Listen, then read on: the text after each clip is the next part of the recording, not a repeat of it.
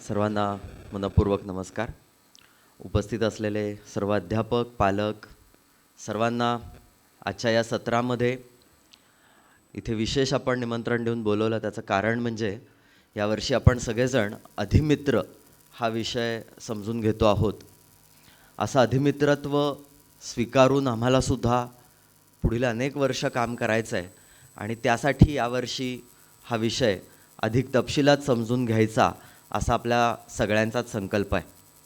आणि त्यामुळेच सर्व विभागांमधील अध्यापक, आपल्या पालक महासंघातील अनेक सदस्य, युवक युवती विभागातील सदस्य, स्नातक संघातील सदस्य असे अनेक जण आज समोर उपस्थित राहिलेले आहेत.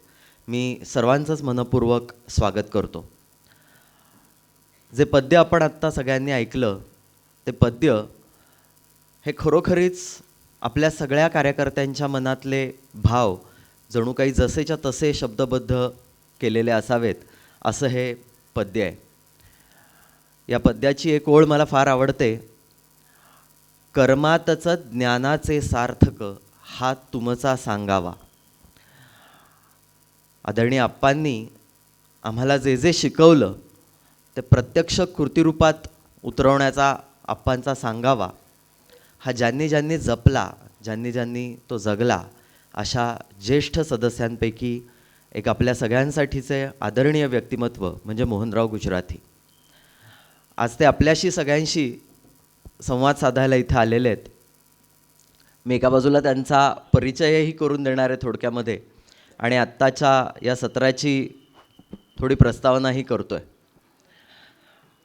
खरं तर मोहनरावांचा परिचय करून द्यायला एक सत्र लागेल आणि मग एक सत्र मुलाखत किंवा एक व्याख्यान असं करायला पाहिजे खरं तर.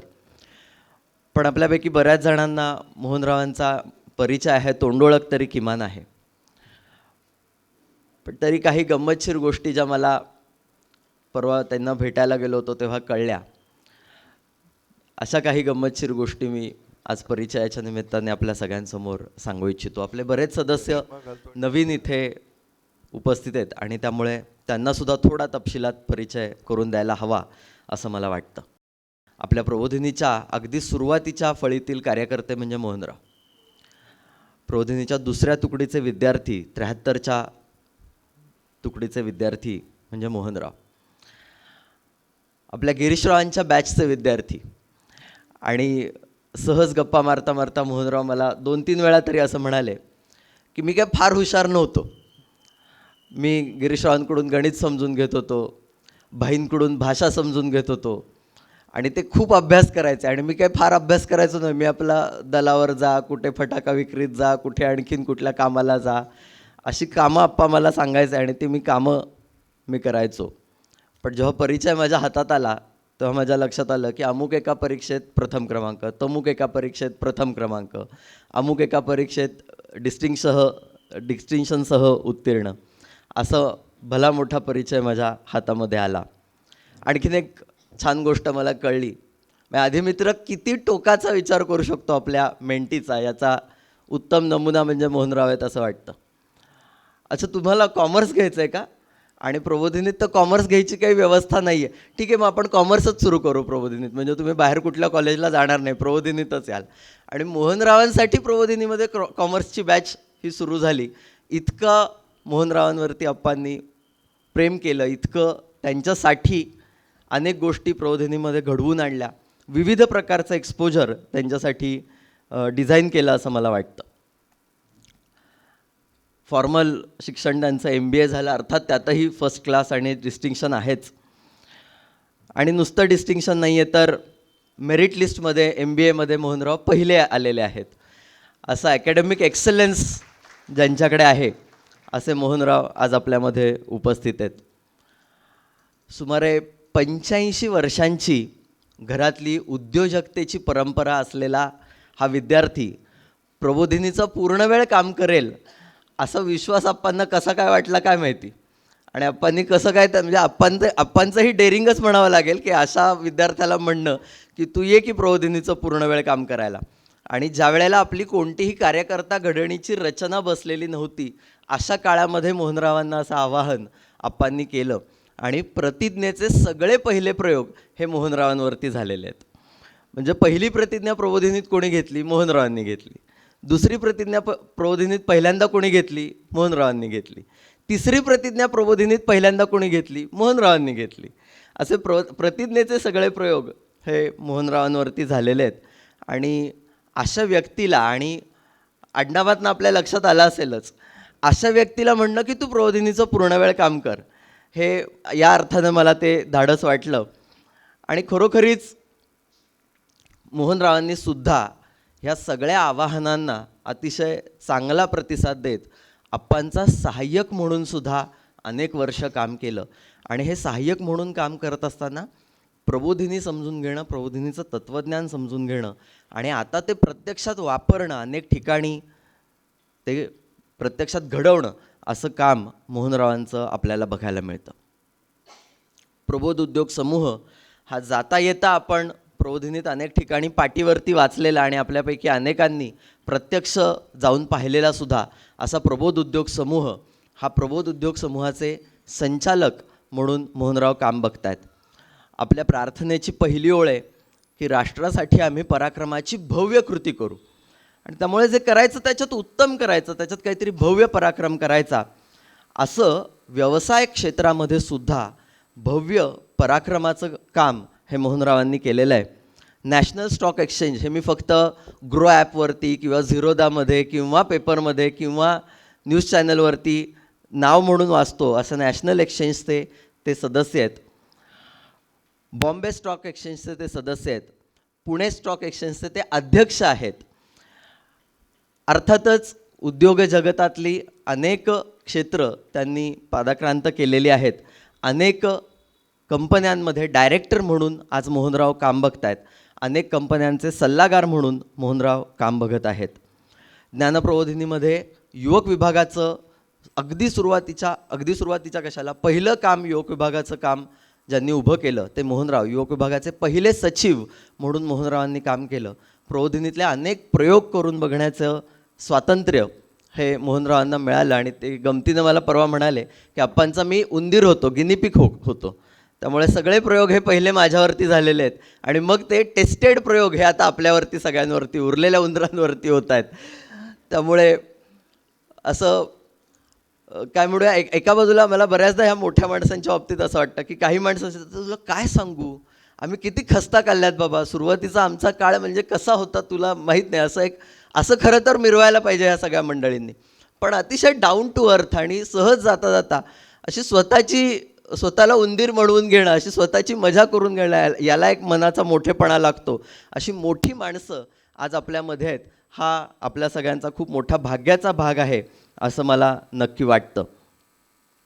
ग्रामीण भागामधलं काम असेल, आपत्ती निवारणाचं काम असेल, अनेक कामांमध्ये पुढाकार घेऊन काम करणं असं मोहनरावांनी केलेलं आहे. मोहनरावांच्या वादळातल्या कामासाठी ज्या वेळेला ते गेले होते तेव्हा घरी आल्यानंतर परत त्यांना घरी घेतलं नाही. त्यांना सांगितलं आता येऊ नकोस, तू प्रबोधिनीतच राहा.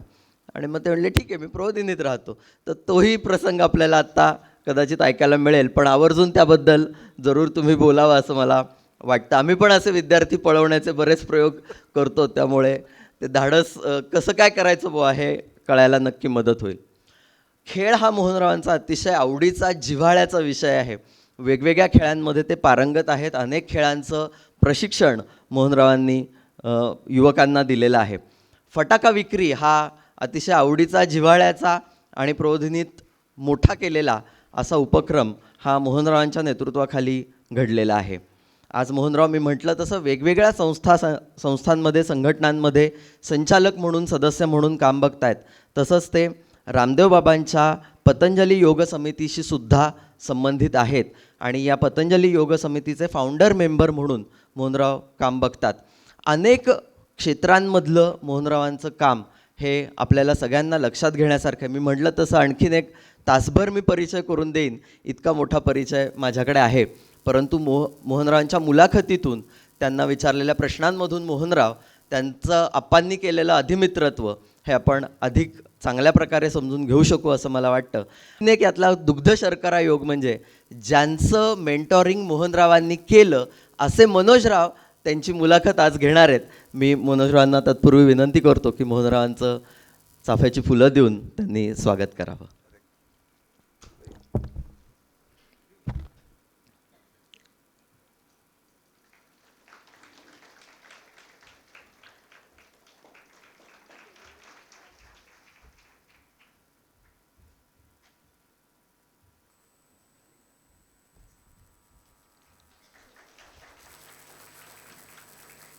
तर मी मनोजरावांना विनंती करतो की आपण मुलाखतीला सुरुवात करावी.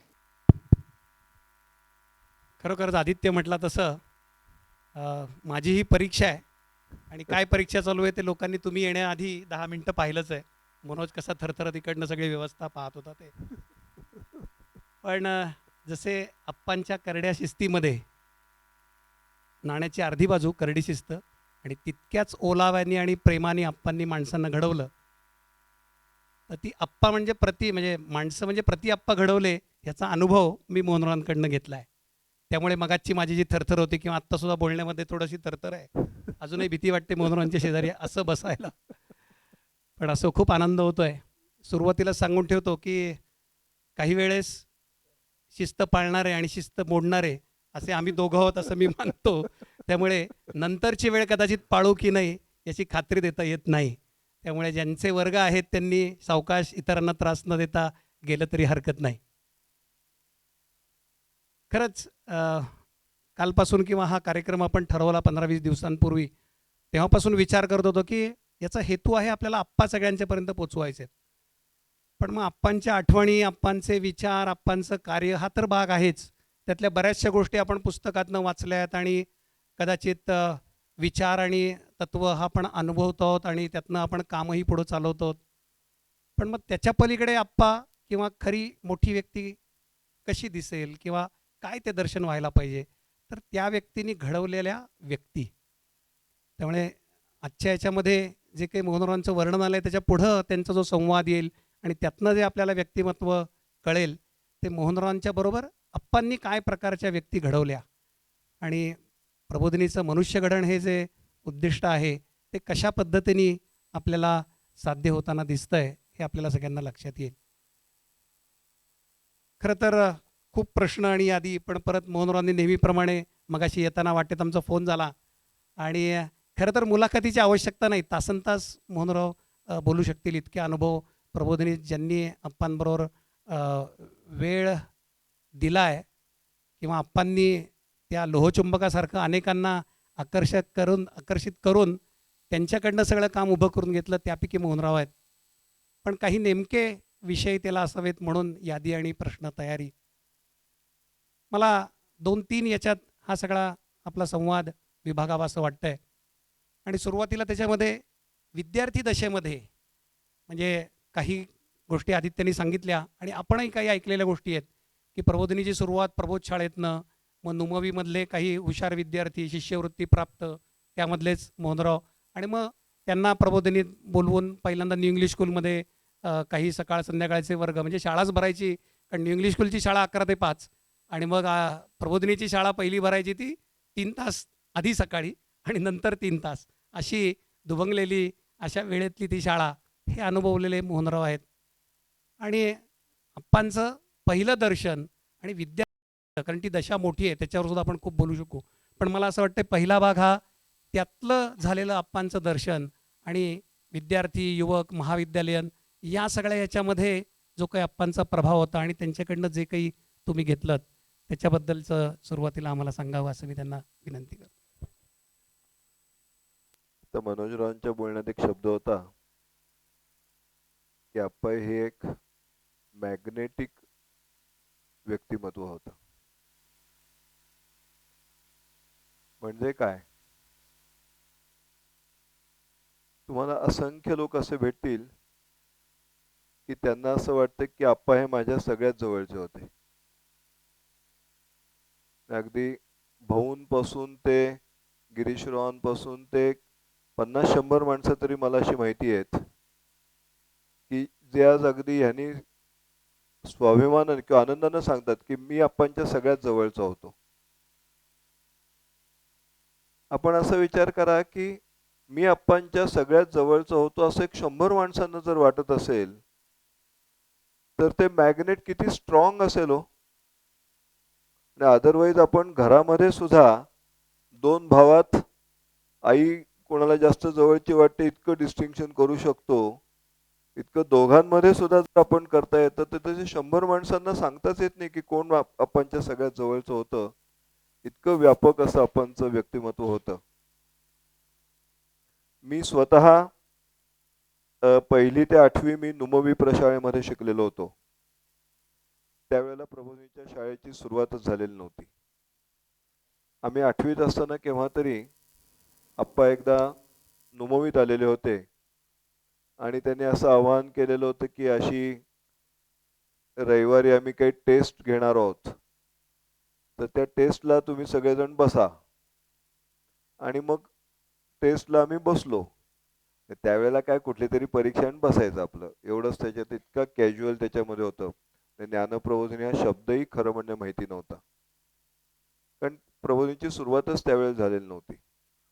पण मग कुठल्या तरी टेस्टला बसलो आम्ही आणि त्या टेस्टमध्ये काही नाही, पास झालो. मग नंतर थोड्या दिवसांनी कोणीतरी आमच्या घरी आलं आणि आम्हाला म्हणाले की तुम्ही आता अशी ज्ञानप्रबोधिनी नावाची शाळा सुरू होणार आहे. माझ्या आईवडिलांना सांगितलं अर्थात त्यांनी, तर त्याच्यामध्ये तुमच्या मुलाला तुम्ही पाठवा. आता तुम्हाला मगाशी मनोजरावांच्या का आदित्यच्या बोलण्यात आलं की मी पिढीजात एका गुजराती व्यावसायिक कुटुंबातला माणूस. माझे वडील हे पुण्यातल्या किंवा महाराष्ट्रातले सगळ्यात मोठे तेलाचे व्यापारी, खाद्यतेलाचे व्यापारी. 1928 सालापासूनची आमची व्यापारी पेढी आहे नानाभवानी पेठ मार्केट यार्डामध्ये. आणि मुलगा काय शिकतोय काहीतरी, म्हणजे गुजराती कुटुंबामध्ये मुलांनी शिकणं म्हणजे काय आपलं थोडंसं वेळ घालवणं आहे आणि नंतर येऊन व्यापारात त्यांच्याबरोबर राहणं, एवढ्याच पुढची मर्यादित संकल्पने. तुम्हाला हे आज ऐकून खरं वाटणार नाही, पण त्यावेळेला आईवडिलांना माहितीही नसायचं मुलगा कितवीत आहे. आता म्हणजे मुलं शिकतात का पालक शिकतात, इतकं पालकांचा मुलांवर प्रभाव असतो आणि कंट्रोल असतो. मग ज्या वेळेला असं कोणीतरी विचारायला आलं त्यावेळेला मग काय रे तुला जायचंय का त्या शाळेत, मग जाऊया की काय एवढं त्याच्यात. आम्हाला काही म्हणजे मी 4थीत नुमवीत होतो, स्कॉलरशिप मिळालेली होती, 7वीत स्कॉलरशिप मिळालेली होती, पण मग जाऊयात की. आणि म्हणून प्रबोधिनीच्या प्रशाळेत प्रवेश घेतला. आणि 9 मध्यंतरी आपला सुवर्ण महोत्सव साजरा झाला. 9 जून 1969ला ज्ञानप्रबोधिनीच्या शाळेची सुरुवात झाली. आणि त्यावेळेला एक 70-80 मुलं 5वी ते 10वी पर्यंतची मिळून ही त्या न्यू इंग्लिश स्कूलच्या क्रीडांगणावर होती. आत्ता मनोजरावांनी सांगितलं की ज्ञानप्रबोधिनीला स्वतःची वास्तू नव्हती, त्यामुळे आमची शाळा कशी गमतीशीर भरायची की शाळेमध्ये आपल्या एरवी 7 किंवा 8 तास असतात बघा, 45 मिनिटाचे. तर सकाळी 5 तास व्हायचे 7 ते 10:30 मध्ये. आता पुणंच त्यावेळेला लहान होतं, त्यामुळे 10:30ला शाळा झाली की सगळेजण घरी जायचे जेवून वगैरे, अर्थातच दुपारी काय उद्योग करून खेळून वगैरे. संध्याकाळी 5:30ला मैदानावर यायचे आणि 5:30 ते 7 मैदान व्हायचं आणि 7 नंतर शेवटचा 6वा आणि 7वा तास असं व्हायचं आणि 8:30ला शाळा सुटायची. अशा प्रकारची शाळेची गंमत ही 1969 साली ज्या वेळेला ज्ञानप्रबोधिनीची शाळा सुरुवात झाली त्यावेळची होती. आणि 69-70 हे वर्ष असं झालं आणि 70 तोपर्यंत इकडे ज्ञानप्रबोधिनीची आत्ताची जी आपण प्रबोधिनीतली वास्तू पाहता त्या वास्तूचं बांधकाम चालू होतं. मग 70 साली ज्या वेळेला आम्ही पहिल्यांदा असं ठरलं की आता जूनपासून इकडे शाळा भरेल, त्यावेळेला वास्तू म्हणजे आता तुम्हाला वास्तूची कल्पना नाही करता येणार, पण खाली सगळे स्लॅब्सचे बांबू जोडलेले आहेत, वरती स्लॅब टाकलेली आहे, जिन्याचं काम झालेलं नाही आहे. आणि त्यावेळेला खालून म्हणजे आपण प्रबोधिनीत जर गेलात आता कोणी तर तिथला जो चौक आहे तिथून पहिल्या मजल्यापर्यंत चढायला शिडी होती. आणि त्या शिडी म्हणजे लाकडी शिडी तिरकी लावलेली आपली असते ना, आपण बांधकामावर असते, त्या शिडीतनं वर जायचं आणि मग वरती मध्ये मध्ये वर्ग असे आत्ताचे जे वर्ग आहेत तिथे पार्टिशन्स टाकलेली होती साधी आणि वेगवेगळे असे वर्ग व्हायचे. पण त्यावेळेला शाळेत एक वेगळ्या प्रकारची गंमत असायची. त्यावेळेला ज्ञानप्रबोधिनीचे असे फार मोठे विभाग, फार मोठी केंद्र अशी नव्हती. ज्ञानप्रबोधिनी प्रशाला आणि अप्पासाहेब पेंडसे किंवा प्रबोधिनीचं सगळं मध्यवर्ती नेतृत्व ज्याला आपण म्हणूयात अशा भाषेत, असं सगळं एकच होतं. शाळेत सुद्धा आता आमच्या वर्गात 5वी ते 10वी मध्ये मी तुम्हाला म्हटलं 80 मुलं होते, आमच्या वर्गात सगळ्यात जास्त म्हणजे 21 मुलं होती, सगळ्यात जास्त मुलं होती. बाकी मग कुठे 18, म्हणजे आमच्या खालच्या वर्गात वेळेला गिरीश राव होते, त्यानंतर अविदा धर्माधिकारी आपण ऐकलं असेल, आणि अगदी 5वीमध्ये धनंजय केळकर त्याच्या वर्गात 10-12 मुलं होती. अशा प्रकारे ती सगळी शाळा छान होती आणि सगळे एकमेकांना अर्थातच त्यामुळे ओळखत होते, एकमेकांची नाती होती. आपण खरं म्हणजे फॉर्मली शाळेत कधी शिकवलं नाही.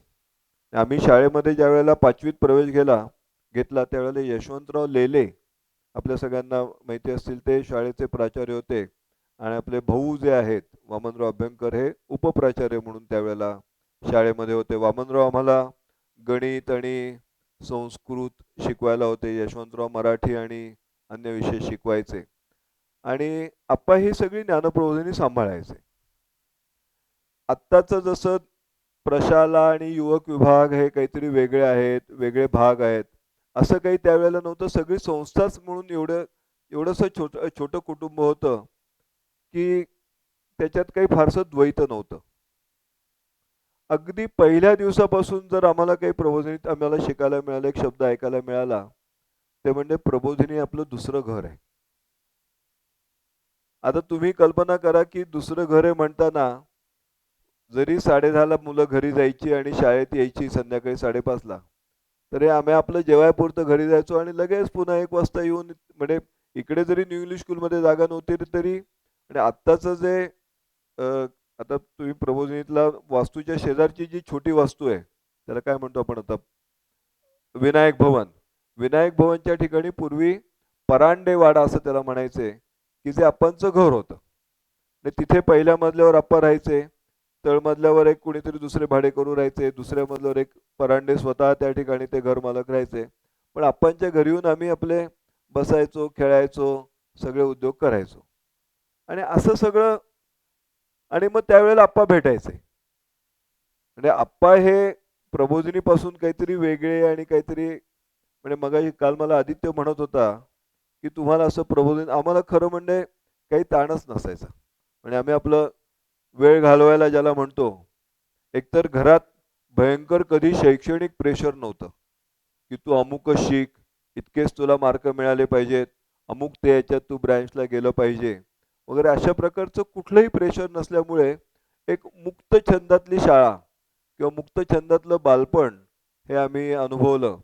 आणि मग संध्याकाळच्या वेळेला मैदानावर मग त्यावेळेलाच पण न्यू इंग्लिश स्कूल टिळक रोडच्याच ग्राउंडवर आम्ही सगळे जमायचो आणि मग खेळ खेळायला सुरुवात झाली त्या ठिकाणी.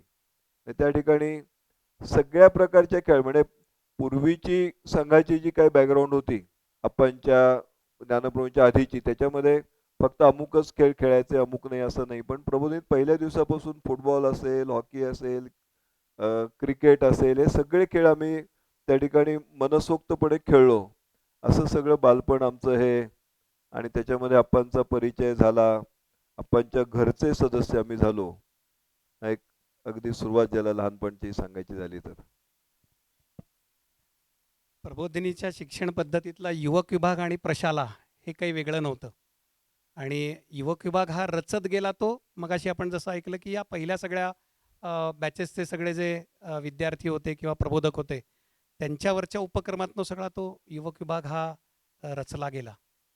माझा मोहनरावांचा परिचय किंवा हा तो मला अगदी वर्णन भरपूर करून सांगता येईल, पण शॉर्टकट मला आठवतं आहे. सुनील दाढे आमचे युवक प्रतिनिधी 5वीमध्ये होते आणि पहिला दिवस शाळेतला झाल्यानंतर रांगेने ते आम्हाला बनियन आणि हाफ पॅन्ट याच्यावरती इंग्लिश स्कूलवर घेऊन गेले.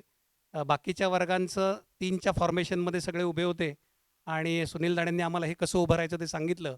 आणि त्यानंतर एकदम वेळेत म्हणजे 5:30ला भरणार 2 मिनटं आधी मोहनराव तिकडनं आलेले समोरच्या बाजूला आपल्याला ती रचना म्हणजे असे तुम्ही बसले तसे त्या बाजूला मोहनराव पुढं उभे राहिले.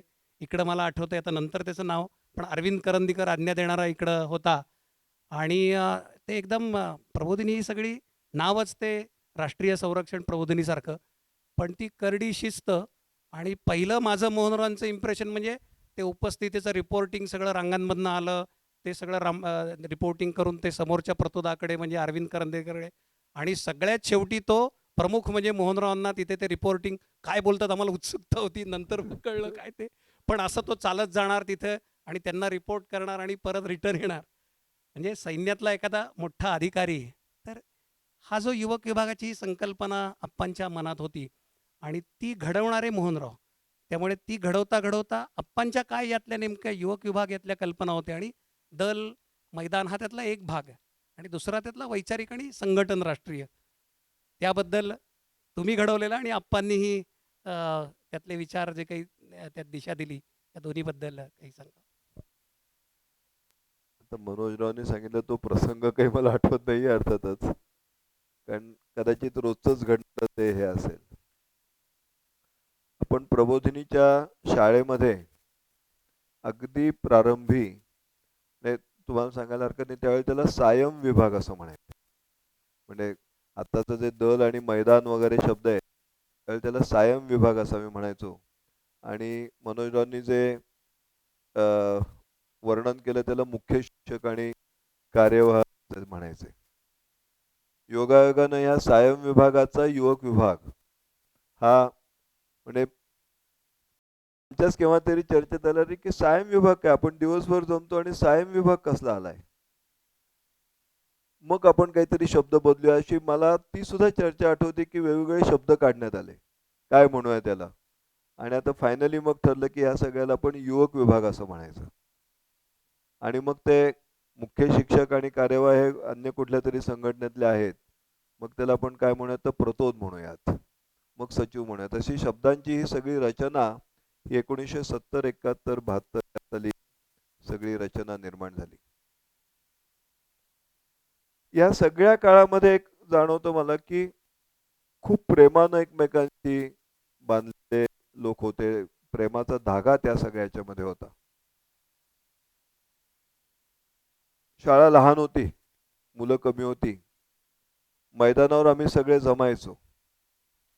एक तुम्हाला मी आठवण सांगतो, पुणेही लहान होतं म्हणजे त्यामुळे कदाचित हे शक्य होत असेल, पण परवा मी कोणाला तरी सांगत होतो की 1969 ते 1981 या 12-13 वर्षांमध्ये प्रबोधिनीच्या प्रशाळेत शिकलेल्या प्रत्येक मुलाचं घर, प्रत्येक मुलाचे आई वडील आणि प्रत्येक मुलाचे बहीण भाऊ मला माहिती आहेत.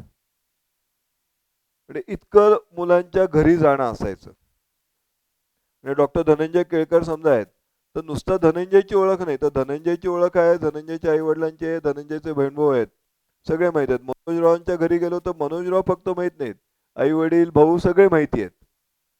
महेंद्रभाई सेठी यांच्या त्यांचे आई वडील, किशोर पाटील असतील, जे कोणी ह्या काळात शिकलेले असतील ते. आणि हा सगळा संस्कार आप्पांच्यामुळे झाला. परवा मला आदित्य विचारत होता, मी त्याला सांगितलं आप्पा तुमच्याकडे किती वेळा आले असतील, म्हटलं 100 वेळा तरी आप्पा माझ्या घरी आले असतील. म्हणजे 1969 सालापासून समजा 1980 सालापर्यंत. म्हणजे आप्पांच्या सगळ्या मॅग्नेटिक लाईफ मधलं एक महत्वाचा भाग असा होता की प्रत्येक मुलावर त्यांनी निरपेक्षपणे प्रेम केलं. म्हणजे डायरेक्ट अपेक्षा कदाचित दुरान्वयाची असेल की यांनी कामाला जोडलं जावं, परंतु त्याच्या पलीकडे जाऊन म्हणजे तुम्हाला तर सांगायला हरकत नाही, 1975 ते 1977 या काळामध्ये मला सोरायटिक आर्थरायसिस म्हणून एक दीर्घ आजारानं मी ग्रासलेलो होतो. त्या काळात तर आप्पा माझ्याकडे रोज यायचे अक्षरशः. आणि मग ते औषध योजना करा, मग काय त्याच्यावर गोमूत्र घेतलं पाहिजे, मग आप्पा कोणाला तरी प्रवणितला सांगणार की जा रे अमक्या ठिकाणी जा आणि ते गोमूत्र घे आणि मोहनरावांना पोचव, म्हणजे मोहनला पोचव. आणि मग ते गोमूत्र मी प्यायलो का नाही त्याचा रिपोर्ट घेणार. एका संघटनेचा प्रमुख हा तू कुठल्या डॉक्टरकडे गेलास, काय केलंस, काय औषध घेतलं. आणि हे फक्त माझ्या बाबतीत नाही, आपल्याला माहिती असलेलं उदाहरण सांगतो की आपल्याला सुभाषराव देशपांडे सगळ्यांना माहिती आहेत. सुभाषरावांना मला वाटतं कॉलेजमध्ये असताना त्यांना टायफॉइड झाला होता. आणि टायफॉइड त्यावेळेला आता तुम्हाला हे लक्षात नाही येणार, पण 50 वर्षापूर्वी जी सगळी मेडिकल व्यवस्था होती त्यामुळे टायफॉइड झाला की तो 15-20 दिवस तरी बेड रिटन असायचा. मग आपण रोज त्याच्या घरी जायचे. शुक्रवार पेठेत त्यांचं घर होतं वाड्यामध्ये, 3ऱ्या मजल्यावर तिथे एका खोलीत सुभाषराव झोपलेले असायचे, रोज जायचे. म्हणजे काही काही वेळेला मला असं वाटतं की ही जी आप्पांची वेळेची आणि त्याहीपेक्षा भावनेची गुंतवणूक ही मुलांमध्ये, कार्यकर्त्यांमध्ये, प्रत्येकामध्ये होते. आणि अशी तिथे कुठे दुजाभाव नव्हता, हा जवळचा का तो दूरचा. आता ह्या सगळ्यासाठी आपण वेळ कुठनं काढायचे, कसे काढायचे हे गणित कुणालाच कधी कळलेलं नाही. परंतु अशा प्रकारचं व्यक्तिगत नातं, व्यक्तिगत प्रेम, व्यक्तिगत जिव्हाळा माणसं काही नुसती भाषण करून, तत्वज्ञानाचं भाषण करून, असं काही बाबा मी तत्वज्ञान ऐकलं आणि वेळ लागला आणि म्हणून मी काही ज्ञानप्रबोध, आता ज्ञानप्रबोध जाण्याचे फायदे आणि ज्ञानप्रबोध जाण्याचे तोटे, अशी काही यादी करून ज्ञानप्रबोधीला जोडला नाही गेलो. तर मला असं वाटतं की आपणनी एक ज्या प्रकारचं नातं त्या ठिकाणी निर्माण केलेलं होतं आणि मगाशी जो आपण मगाचा शब्द पुन्हा वापरूयात की चुंबकीय हे होतं, त्याच्यातला एक मोठा भाग असा होता की आपणचं अशा प्रकारचं व्यक्तिगत जिव्हाळा, व्यक्तिगत प्रेम, व्यक्तिगत लक्ष हे प्रत्येकामध्ये असायचं. आणि त्याच वेळेला आपणचं वागणं, बोलणं, आपण ते रामदासांनी म्हटले शिवरायाचे कैसे राहणे, शिवरायाचे कैसे वागणे, कैसे बोलणे. तसं आप्पा हे काही बाबा तुम्ही आता आम्ही तुम्हाला आता तत्वज्ञान शिकवतो आणि आता मी तुम्हाला सगळं मार्गदर्शन करतो, असं नाही. आपणचं राहणं, वागणं, बोलणं, चालणं असं असायचं की तुम्ही घरात सुद्धा बघा. आणि मी काही वेळेला एक उदाहरण सांगतो की मनोजराव समजा असतील, मनोजराव त्यांच्या आईवडिलांशी कसं वागतात ही त्यांची मुलं पाहत असतात. आणि तुम्हाला सांगतो की त्यांची मुलं नंतर मनोजरावांशी कसं वागणार आहेत ते त्यावेळेला ठरतं. तुम्ही कसं काहीही शिकवा मुलांना, असं वागलं पाहिजे आईवडिलांशी वगैरे, त्याच्यावर अवलंबून नसतं. तुम्ही जे वागताना पाहता त्याच्यावर तुमची मुलं बरोबर त्यांच्या ते लक्षात असतं आणि ते तसंच तुमच्याशी वागतात. तसं आहे ते. म्हणजे आप्पा लोकांशी कसं वागायचे हे तुम्ही पाहत होतात. आणि मला असं वाटतं की हा जो काही आप्पांचा प्रभाव होता आमच्या सगळ्यांवर, आता तुम्ही प्रश्न न विचारताच मी काही गोष्टी सांगतो. योगायोगानं असं झालं की त्यावेळची माझी आर्थिक परिस्थिती घरची बरी होती. मी तुम्हाला म्हटलं व्यापारी याच्यात, त्यावेळेला माझ्याकडे स्कूटर होती कॉलेजमध्ये असताना. त्या स्कूटर असण्याचा फायदा मला असा झाला की आप्पांचा मी चालक बनलो. आणि कुठेही आप्पांना जायचं असेल तर चल मोहन स्कूटरवरनं. आणि मला प्रसंग आठवतोय की मी कॉलेजमध्ये समजा FY ला वगैरे असं असेल आणि कुठे जायचंय तर आपल्याला शंतनुराव किर्लोस्करांच्या घरी जायचंय. शंतनुराव किर्लोस्कर तुम्हाला माहिती, पुण्यात ज्यांना पुणे माहिती आहे ते लकाकीला त्या ठिकाणी ते शंतनुराव किर्लोस्करांचं आणि ते मोठा भव्य असा बंगला, आणि आपण तिथे घेऊन जायचं म्हणजे एका अर्थानं ड्रायव्हर म्हणून. पण आप्पांचा स्वभाव असा होता की ते तू बाहेर नाही थांबायचं, तू तर चल माझ्याबरोबर तिथे, तू प्रवीणचा कार्यकर्ता आहेस. मी कॉलेजमधला पहिल्या वर्षाचा मुलगा आणि आप्पा एका संस्थेचे अध्यक्ष आणि शंतनुराव किर्लोस्कर म्हणजे तर सगळ्या किर्लोस्कर समूहाचे अध्यक्ष. शंतनुराव किर्लोस्कर हे संपूर्ण भारतातलं गाजलेलं व्यक्तिमत्व आणि त्यांच्याशी आप्पा संवाद साधतात आणि आम्ही आपले शेजारी बसतो आणि मग ते काय चहा कॉफी काय अमुक असेल बिस्किट सगळं खातो आणि ऐकतोच. एक उदाहरण शंतनुरावांचं सांगितलं, पण शेकडो ठिकाणी आप्पांच्या बरोबर मी अशा प्रकारे जे बरोबर गेलो, म्हणजे दयानंद बांदोडकरांकडे गेलो असेन, त्यावेळच्या अनेक राजकीय पुढाऱ्यांकडे गेलेलो असेन, त्यावेळच्या अनेक सामाजिक संस्थांमध्ये आम्ही गेलेलो असेन, तर त्यामुळे एक लोकांशी कसं वागायचं, कसं बोलायचं याचा एक कळत न कळत संस्कार हा माझ्यावर होत गेला. योगायोगानं दुसरा एक माझ्यावर जबाबदारी होती म्हणा, आप्पांचं प्रेम होतं म्हणा किंवा काहीतरी आलं. आपल्याला माहिती आहे की आप्पा हे सगळे संन्यासी होते. त्यांना काही घरदार कुटुंब काही नव्हतं. आम्हीच आपल्या उठून आप्पांच्या घरी नंतर कॉलेजमध्ये आल्यानंतर राहायला गेलो होतो. मग आता आप्पांचं पाहायचं कुणी? म्हणून तुम्हाला छोटी गोष्ट सांगतो की आप्पांचे कपडे कुणी आणायचे? आप्पा काही स्वतः उठून बाजारात गेलेत आणि आता मी कपडे निवडतो असं काही नाही, किंवा बनियन निवडतो, काय अमुक औषधं आणतो, काय दाढीचं ब्लेड आणतो. म्हणजे कुटुंबाला म्हणून ज्या व्यक्तिगत आयुष्याला सुद्धा लागणाऱ्या गोष्टी ज्या होत्या त्या कुणीतरी आणायच्या असतात. योगायोगानं मी थोडासा व्यावहारिक सोकॉल्ड असल्यामुळे माझ्यावर या सगळ्या जबाबदाऱ्या येत गेला आणि त्याच्यातनं मला आप्पा जास्त कळले. तुम्हाला मी सांगतो की हा माणूस इतकं आपण फोटोत न पाहता पण इतकं प्रभावी व्यक्तिमत्व होतं. अत्यंत देखणे होते आप्पा, ज्याला आपण दिसायला सुंदर असे म्हणतो. असं सुंदर देखणं व्यक्तिमत्व होतं. कपडे चांगले घालायचे, पण अगदी साधे राहायचे. आप्पांसारखा व्यक्तिगत आयुष्यातला साधा माणूस आज सुद्धा तुम्हाला कोणी पाहायला मिळणार नाही. एक साधा मध्यमवर्गीय माणूस सुद्धा किंवा त्याच्याहून साधा माणूस सुद्धा जेवढं साधा राहतो, त्याच्याहून साधे आप्पा राहायचे. आप्पांचं जेवण म्हणजे एका वाडग्यामध्ये ते काय सगळा भात, पोळी, भाजी सगळं एकत्र करायचे आणि ते खायचे तेवढ्यापुरतं.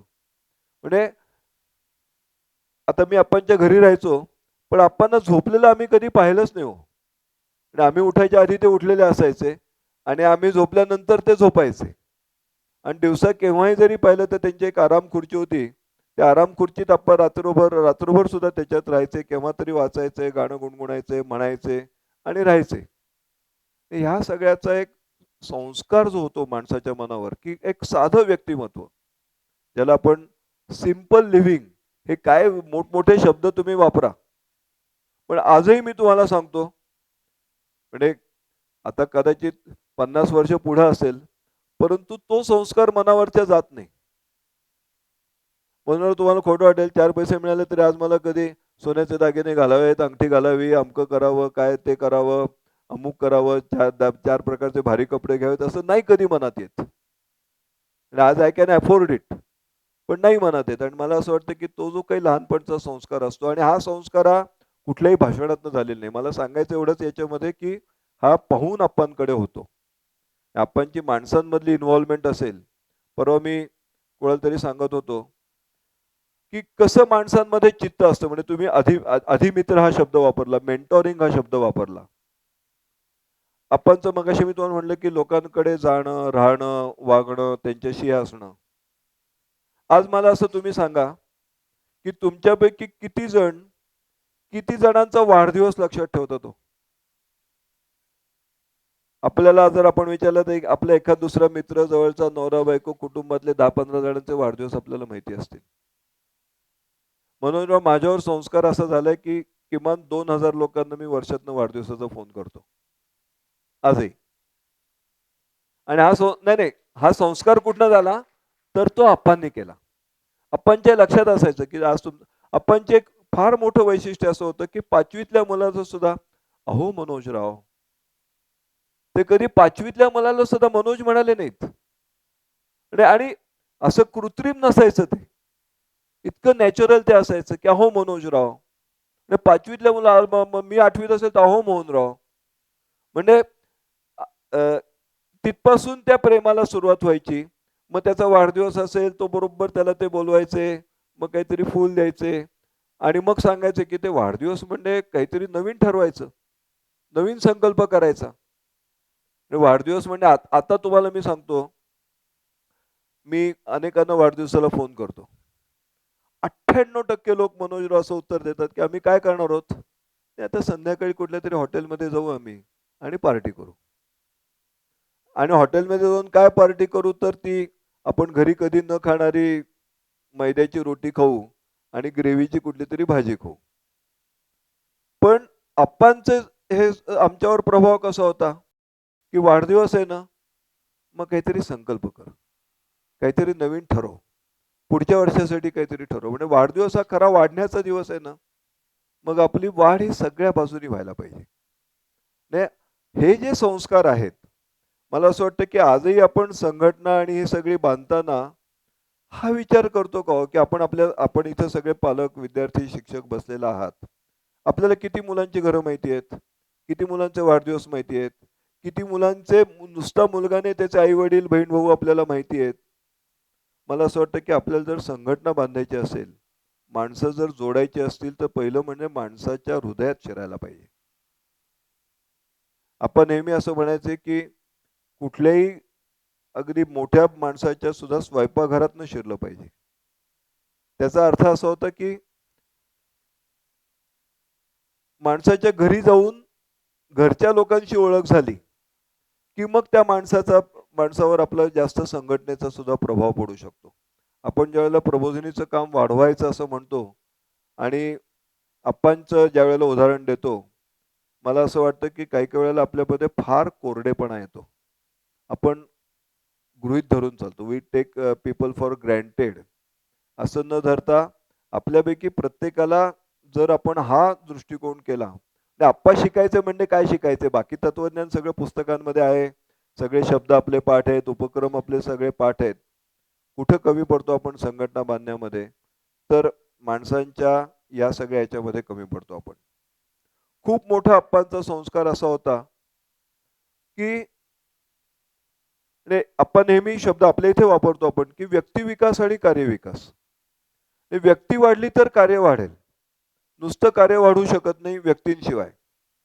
मग व्यक्ती वाढली पाहिजे म्हणजे काय, तर ती व्यक्ती शिकली पाहिजे. आणि आपणचं असं म्हणायचं, आता मनोजवांना PhD मिळाली, खूप आनंद झाला असता त्यांना, कारण आपणचा आग्रह काय होता की प्रत्येक मुलाला PhD मिळाली पाहिजे. आणि हा जो आपणचा आग्रह होता की आपला कार्यकर्ता हा म्हणजे PhD आहे त्यावेळेचं किंवा आत्ताचं सुद्धा सगळ्यात मोठी पदवी म्हणून आपला कार्यकर्ता हा सर्वोच्च पदवी असणारा, म्हणजे सर्व ज्ञान संपादन केलेला असला पाहिजे, अनेक गुणांनी असा संपन्न असा कार्यकर्ता असला पाहिजे.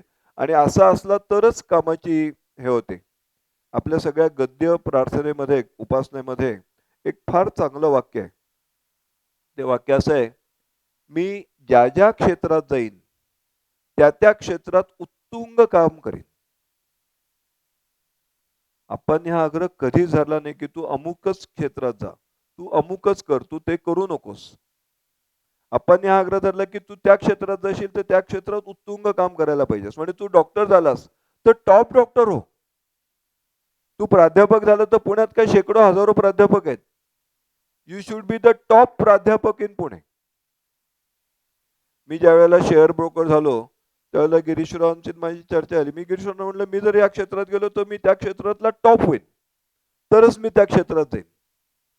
आणि मला असं वाटतं की प्रबोधिनी पण जे आप्पांनी शिकवलेलं आहे, आप्पांनी संस्कारित केलेलं आहे, ते प्रबोधिनी पण असं आहे की ज्या ज्या क्षेत्रात जाईन त्या क्षेत्रात उत्तुंग कृती करीन. आणि आपल्या सगळ्या मुलांना पण हे शिकवलं पाहिजे की तुम्ही ज्या ज्या तुम्ही प्रबोधिनी पण आहात. म्हणजे काय, जसं आपण प्रबोधिनीपणाची मध्ये व्याख्या केलेली होती काही वेळेला, की जो मुलगा उपासना करतो, जो मुलगा राष्ट्रभक्ती करतो, ज्या मुलाने प्रतिज्ञा घेतलेली आहे, जो मुलगा प्रतिज्ञित हे आहे, देशभक्त हे आहे, तर तसं मला असं वाटतं की मी उत्तमतेचा आग्रह धरीन असा म्हणणारा जो मुलगा आहे, I will do nothing but the best, हा मला असं वाटतं की आपणच्या शिक्षणातला महत्वाचा आहे.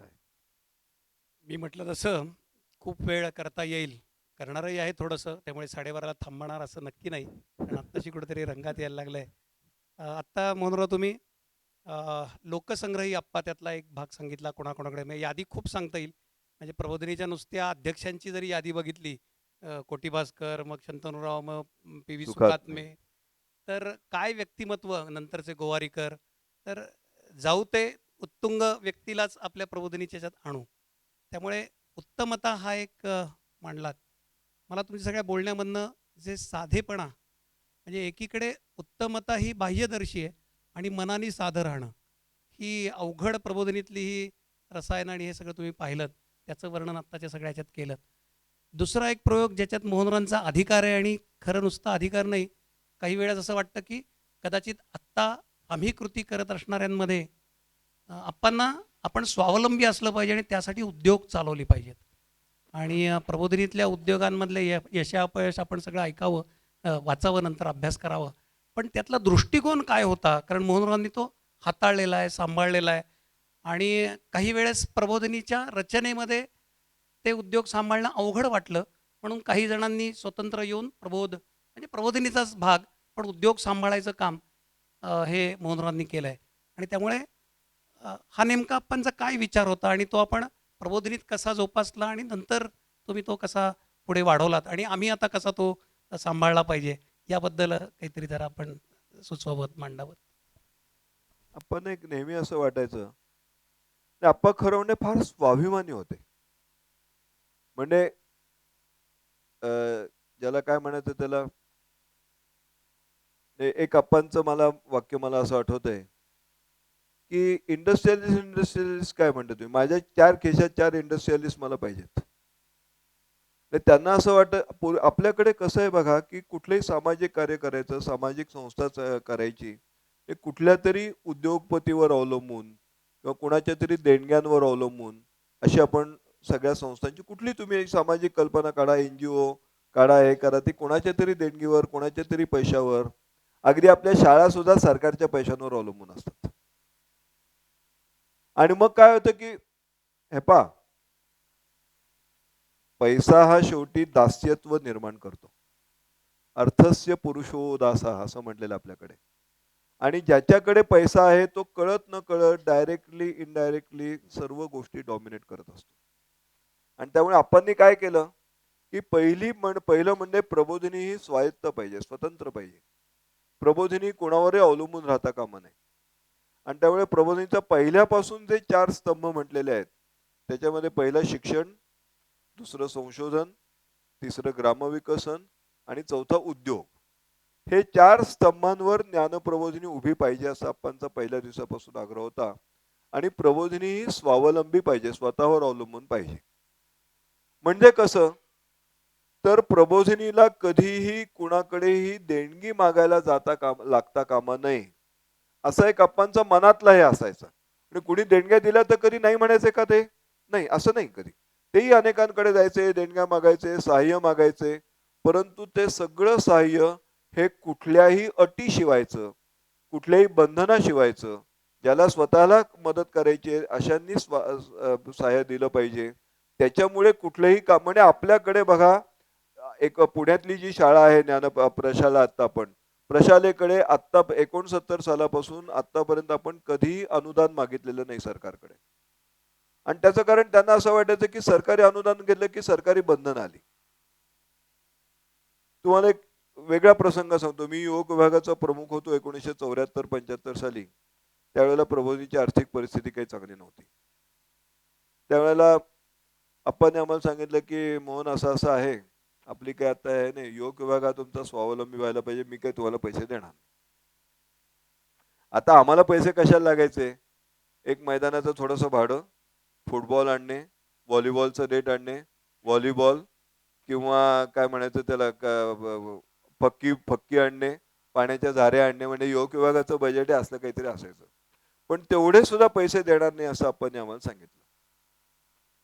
मग पहिल्या वर्षी आम्ही काय आयडिया केली की दिवाळीमध्ये काहीतरी मुलं खूप रिकामी असतात, मग आपण काय करूया, तर आम्ही मुलांना सांगितलं की आपण होलसेलमध्ये फटाके घेऊ आणि मुलांनी घरोघरी जाऊन फटाके विकायचे. म्हणून घरोघर फटाके विक्री 1975 सालच्या दिवाळीमध्ये आपण सुरुवात केली. मग 75 साली घरोघर फटाके विक्री केल्यानंतर आम्हाला वाटलं की बरे पैसे मिळत आहेत यार. म्हणजे आपल्या सगळ्या युवक विभागाचा खर्च त्या फटाके विक्रीतनं भागला आमचा पहिल्या वर्षी. मग दुसऱ्या वर्षी आम्ही काय केलं की आणखीन थोडेसे जास्त फटाके घेतले आणि जास्त फटाके विकले. मग खरोखरीच एवढे पैसे मिळाले की त्यातनं आम्ही मुलांचे अभ्यास दौरे केले. त्यावेळेला मुलांना आम्ही 4 ठिकाणी पाठवलं होतं. साताऱ्याला जा, धुळ्याला जा, त्या ठिकाणी विस्तार शिबिर अशी कल्पना होती, आणि औरंगाबादला जा. आणि या विस्तार शिबिरांमध्ये मुलं गेली आणि तो सुद्धा जाण्या येण्याचा खर्च त्या फटाक्यातनं निघाला. आणि मग एकदा आपल्याला कशातनं पैसे मिळतात हे कळायला लागल्यानंतर मग ती कल्पना आणखीन पुढे राबवली. त्यावेळेला काय अर्थात फटाक्याला फार तात्विक विरोध वगैरे काही नव्हता. म्हणजे पर्यावरणवादादी एवढा मोठा हे वाढलेला नव्हता. मग आम्ही फटाक्याचा स्टॉल घेतला तिथं सारसबागेपाशी, आणि मग त्या ठिकाणी फटाके विक्री आम्ही सुरू केली. पहिल्यांदा लोकलीच स्टॉलवरून आणले, पुढे शिवकाशीवरून फटाके आणायचे. असं एक वाटलं की बाबा मुलांमध्ये उद्योजकता यावी, मुलांना हिशोब कळावेत, मुलांना खरेदी विक्री करता यावी, मुलांमध्ये विक्री कौशल्य यावीत, हे पण व्हावं आणि युवक विभाग स्वावलंबी पण व्हावा. म्हणजे बघा, याच्यातही एक प्रकारचा स्वार्थ आहे की पैसे पण मिळवायचे आणि मुलांना कौशल्य पण मिळवायची. हे एक मोठं शिक्षण त्यावेळेला झालं. यातूनच पुढे प्रबोधिनीच्या विविध अर्थ विभागांची रचना तयार झाली. आपण खेड शिवापूरला किर्लोस्करांच्या मदतीने यंत्रशाळा त्या ठिकाणी स्थापन केली. प्रबोधिनीच्या वास्तुतच तळघरामध्ये धारक विभाग म्हणजे कपॅसिटर डिव्हिजन ही स्थापन केली. त्यानंतर सखा पाटलांच्या नावाने एक विद्युत अणुसंशोधिका ज्याला म्हणतात अशा प्रकारची तयार केली. नंतर एक टायमर डिव्हिजन, म्हणजे मी आता थोडक्यात सांगतोय सगळं. असे वेगवेगळे विभाग आपण तयार केले आणि त्यातनं जे आपले शिक्षण घेतलेले कार्यकर्ते होते, त्या शिक्षण घेतलेले कार्यकर्ते त्या ठिकाणी नोकरी लागले आणि आपल्याला ऐकून मिळालं सुभाषराव देशपांडे असतील, अनिलराव रिसबूड असतील, प्रफुल्ल कुलकर्णी असतील, नंदकुमार कानडे असतील, असे अनेक कार्यकर्ते वेगवेगळ्या उद्योगांमध्ये कामाला लागले. आपण एक खांडसरी साखर कारखान्याचा प्रयोग केला मध्यंतरी आपलं जे वेल्हा भागामध्ये. आता झालं असं की सुरुवातीच्या काही काळामध्ये आपल्याला या उद्योगांमधनं चांगले पैसे पण मिळाले. आपली जी आत्ताची पुण्यातली जी वास्तू आहे, ती वास्तू ही या उद्योगांमधल्या पैशातनं तयार झाली.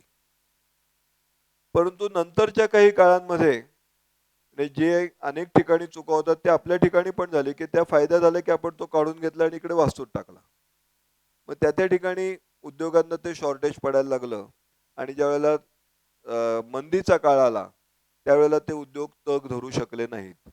त्यामुळे मग नंतर हळूहळू आपण काही उद्योग बंद सुद्धा केले. पण आम्हाला असं वाटलं की बाबा बंद केले म्हणून हे तत्व बंद केलं का हो? स्वावलंबी असायला पाहिजे हे नाही, म्हणून या तत्वाला काय म्हणायचं त्याला विराम द्यायचा का? म्हणून मग आम्ही एक 18 कार्यकर्त्यांनी एकत्र येऊन या प्रबोध उद्योगाची स्थापना केली. आता सगळेच जण हे मराठी कुटुंबातले मध्यमवर्गीय, कुठल्याही प्रकारचं भांडवल नसणारे, त्यामुळे सगळे उद्योग वाढवणं घडवणं याच्यामध्ये अनेक संकट आली, अडचणी आल्या, भांडवलांच्या अडचणी आल्या, मुळात कॅपिटल याच्या अडचणी आल्या. पण त्याच्यातनं तग धरून आताच्या काळात वाढवलेलं आहे आणि या उद्योगातनं आज बऱ्यापैकी अर्थनिर्मिती होते आणि साधारणपणे 1 करोड प्लस दरवर्षी आम्ही आतापर्यंत आता सध्या आम्ही याला हे देऊ शकतो. मला असं वाटतं की ही जी आप्पांनी केलेला संस्कार होता की तुम्ही स्वावलंबी असायला पाहिजे. आपण सुद्धा आपल्या इथलं काम वाढवताना लोकांच्या देणग्या मागूयात, लोकांचं अर्थसहाय्य घेऊयात, परंतु आपला स्वाभिमान आणि आपलं विशेषतः निर्णय स्वातंत्र्य ठेवून हे सगळं आपण घेऊ शकलो पाहिजे. आणि संस्था वाढीला पैशाशिवाय संस्था वाढणार नाही, साधनांशिवाय संस्था वाढणार नाही. परंतु नुसतीच साधनं वाढवणं म्हणजे संस्था वाढवणं नाही, तर साधनं आणि संस्था, साधनं आणि कार्य हे कसं एकत्र वाढेल हा प्रयत्न मला असं वाटतं की आपणच्या याच्यातनं आपण करत राहिला पाहिजे. आपण उत्तम आता लोकसंग्रह आणि आता उद्योग अर्थकारण याबद्दल आपणनी कसं प्रबोधिनीला दिशा दिली कार्यकर्त्यांना. मला मोहनराव म्हटल्यानंतर की जिथं आपण सुरुवात केली होती तो आणखीन एक की युवकांनी किंवा कार्यकर्त्यांनी पराक्रम केला पाहिजे. आणि मला आजही एक शिक्षक, मुख्याध्यापक, कार्यकर्ता म्हणून असं वाटतं की या रचनेतलं क्रीडा प्रात्यक्षिक हा ते पराक्रमाचा अनुभव देणारा एक मोठा हे होता. आणि त्यातच लोकांचं प्रबोधन म्हणजे त्या काळात मी ऐकलेलं, तुम्ही आपणबरोबर चर्चा करून कदाचित आणखीन या सगळ्याची रचना केली असेल की प्रबोधिनीचे विचार लोकांपर्यंत मांडण्याचं ते एक प्लॅटफॉर्म म्हणून क्रीडा प्रात्यक्षिकं होतं. आणि तुमच्या हाताखाली अनेक प्रात्यक्षिकं मीही अनुभवली. नेमकं यामागचं म्हणजे पराक्रमासाठी आणि लोकांना प्रबोधनासाठी या प्रात्यक्षिकांकडे आप्पा कसे पाहत होते, तुम्ही ते सगळं घडवताना? कारण सगळ्या तुमच्या काळातच ती सगळी मोठी सगळी प्रात्यक्षिकांची रचना ही या प्रबोधिनीच्या कार्यकर्ता घडणीतली ही झालेली होती. त्याबद्दल काय सांगाल? आपल्याकडे प्रशाळा ज्यावेळेला दलं आणि हे सगळी सुरुवात झाली त्यावेळेला ह्या सुरुवातीच्या काळामध्ये पथक व्यवस्था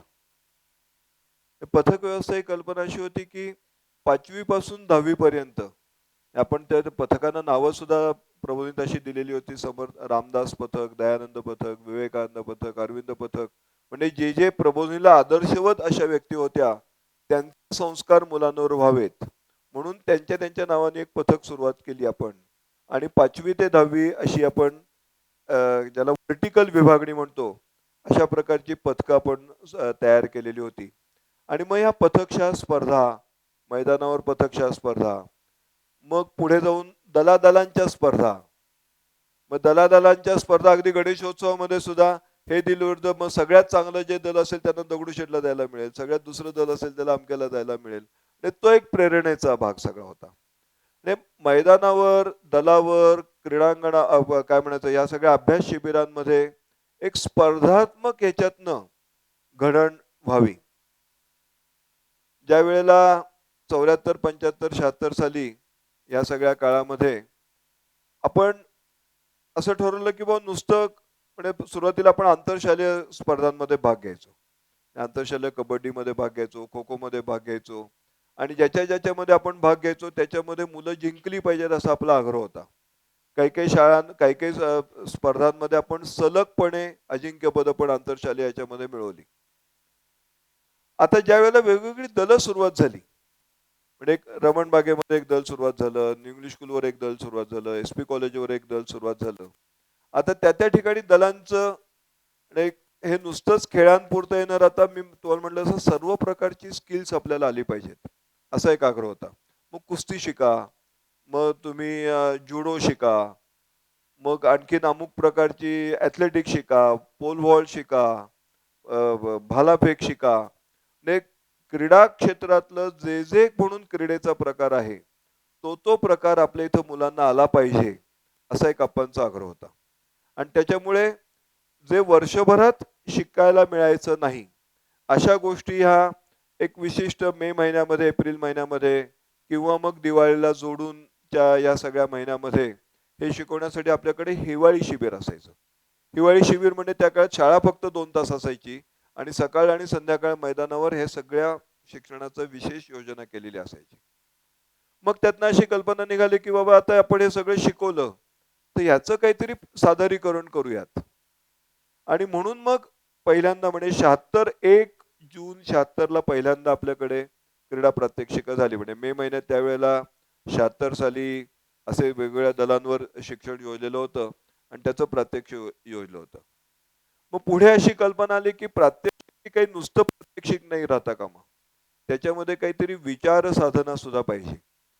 मग आप्पांची त्या युवक विभागाला भेट आणि आप्पांचं विशेष भाषण त्यावेळेला असं त्याला जोडलं. आता ह्या प्रत्येक गोष्टीमध्ये एक आग्रह असायचं की ज्याला आपण second to second, minute to minute planning. परवा आपण चांद्रयानाचं अगदी टोकाचं हे पाहिलं की इतक्या वाजून इतके सेकंद इतके मीटर्सला अमुक ते होणार.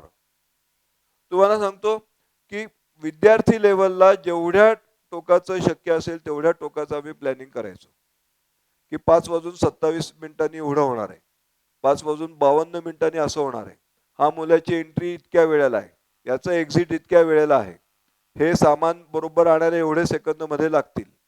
आता हे 75-76 साली मुलांकडनं करून घेणं, हे जे सगळे शब्द आहेत नाही आम्हीच केव्हा तरी खेळातनं काढलेले आहेत. रंगीत तालीम क्रमांक 1, रंगीत तालीम क्रमांक 2, अंतिम हे, म्हणजे हे सगळे आपणच आपल्या शब्दांचे खेळ करत करत हे सगळे काढलेले आहेत. मोरारजी देसाई त्यावेळेला 1976 साली पंतप्रधान, आपल्या 1978 साली पंतप्रधान असताना प्रवीणला भेट झालेली होती. त्यावेळेला त्या भेटीची एक महिनाभर तयारी चालली होती. इथं नलुताई बसल्या आहेत. त्यावेळेला मुलींचं एक पद्य बसवलं होतं.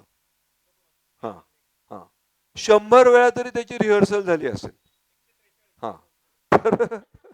तर त्याचं नाही, हे चुकलं, हा स्वर चुकला, इथे हे चुकलं, या मुलाच्या चेहऱ्यावरचं हास्य आलं नाही, अमुक झालं नाही. म्हणजे परफेक्शन साठी तुम्हाला सांगतो 2 वाक्य तुम्ही आयुष्यात कायम लक्षात ठेवा. There is always a better way of doing things. तुम्ही काही करा, त्याच्याहून चांगलं करण्याचा मार्ग असू शकतो आणि मग पुढे अर्थातच there are always better things to do.